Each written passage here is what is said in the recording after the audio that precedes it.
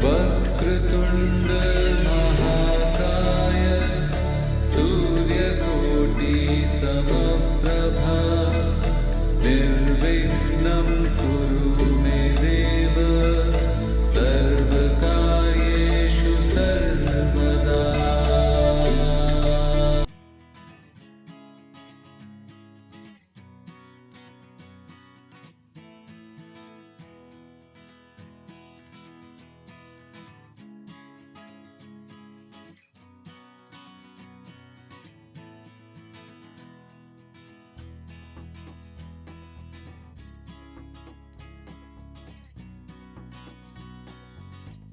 काव्य शास्त्र, काव्य हेतु। विषय सूची। काव्य हेतु, विभिन्न आचार्य परिभाषा, काव्य हेतु का स्वरूप, आभार, संदर्भ, घोषणा पत्र, हिंदी एवं धन्यवाद जैसे कई विषय इसके अंतर्गत में आते हैं। सबसे पहले हम बात करें तो काव्य हेतु। काव्य हेतु, हेतु का शाब्दिक अर्थ है कारण, अतः काव्य हेतु का अर्थ हुआ काव्य की उत्पत्ति का कारण। किसी व्यक्ति में काव्य स्वप्न की सामर्थ्य उत्पन्न कर देने वाले कारण काव्य हेतु कहलाते हैं। दूसरे शब्दों में यह कहा जा सकता है कि काव्य कार्य है और हेतु कारण है। बाबू गुलाब राय ने काव्य हेतु पर लिखा है, हेतु का अभिप्राय उन साधनों से है जो काव्य की काव्य रचना में सहायक होते हैं।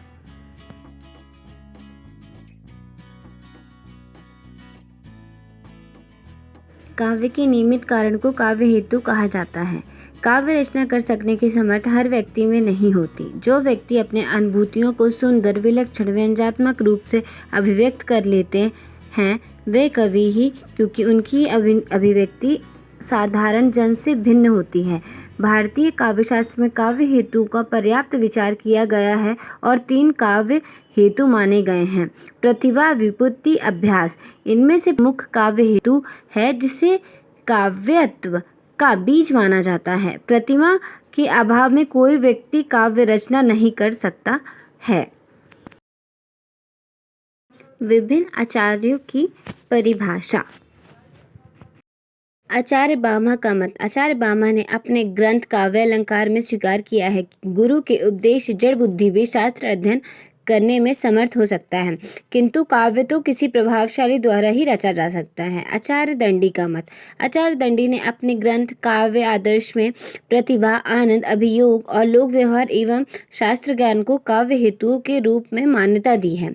उनके अनुसार नैसर्गिक प्रतिमा शुच्च बहु निर्मलम आनंद दक्ष योगी योग अस्य कारणम काव्य संपदा, अर्थात नैसर्गिक गृह प्रतिभा, निर्मल शास्त्र ज्ञान को बढ़ा चढ़ा अभ्यास काव्य संपत्ति के कारण होते हैं।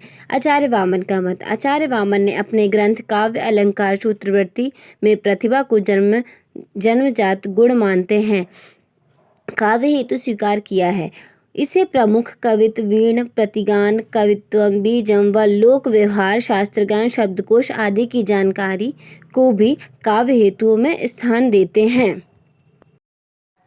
आचार्य रुद्रट ने अपने ग्रंथ काव्यालंकार में प्रतिभा, विपत्ति और अभ्यास को काव्य हेतु स्वीकार किया है। प्रतिभा के वे 2 भेद मानते हैं, सहजा और उत्पादा।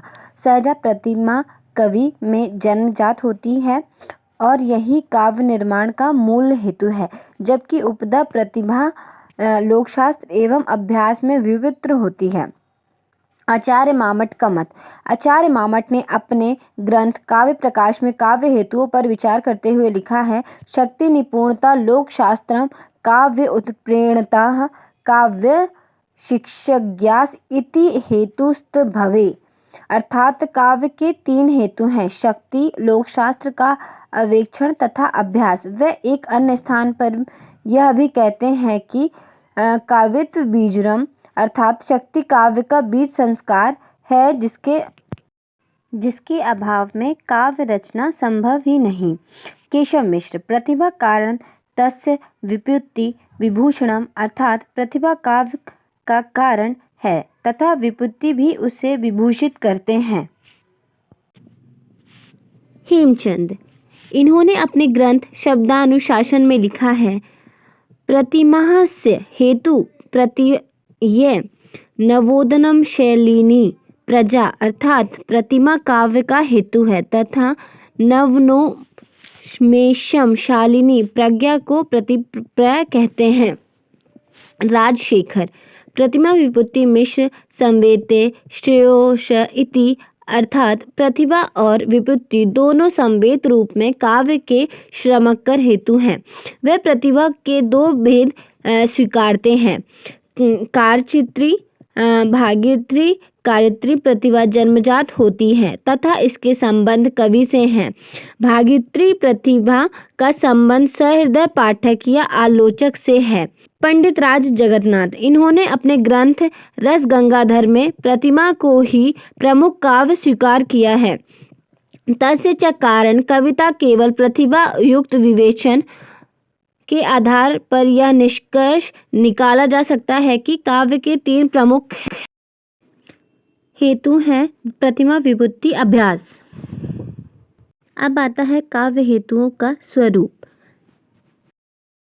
काव्य हेतुओं का स्वरूप पहला आता है प्रतिमा। प्रतिमा वह शक्ति है जो किसी व्यक्ति को काव्य स्वप्न में समर्थ बनाती है। राजशेखर ने प्रतिभा के स्वरूप को स्पष्ट करते हुए कहा है, स शक्ति केवल काव्य हेतु। आचार्य मटितिथि के अनुसार प्रत्यय उस प्रज्ञा का नाम है जो नित नवीन रसनुकूल विचार उत्पन्न करती है। प्रज्ञा नवोन्मोषण मेशलिनी प्रतिभा मतः। आचार्य वामन ने का मत है कि प्रतिभा जन्म से प्रांत सरकार के जिसके बिना काव्य रचना संभव नहीं है।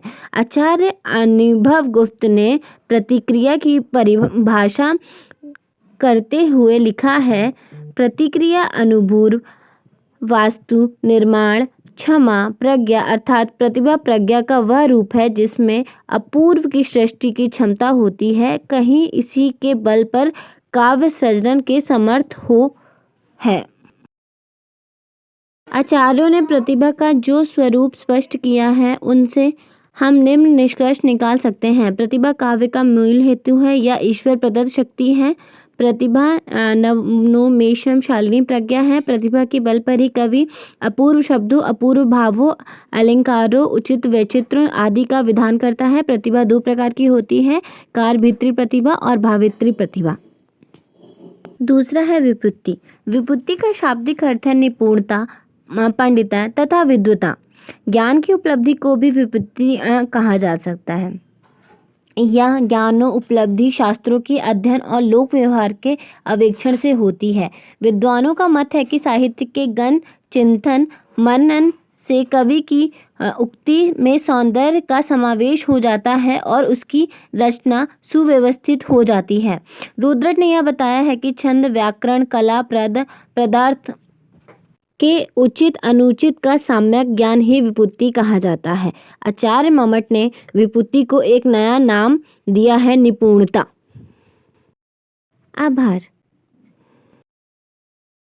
हिंदी साहित्य की छात्रा त्रिशा तिवारी अपनी मैडम प्रोफेसर ललिता रामेश्वरम जी को धन्यवाद करती हूँ जिन्होंने मुझे काव्य हेतु का अध्ययन करने के यह विषय को दिया। मुझे इस विषय से बहुत कुछ सीखने को मिला। मेरी आपसे विनती है कि मुझे ऐसे प्रोत्साहित करती रहें तथा आगे मार्ग की ओर अग्रसर करती रहें।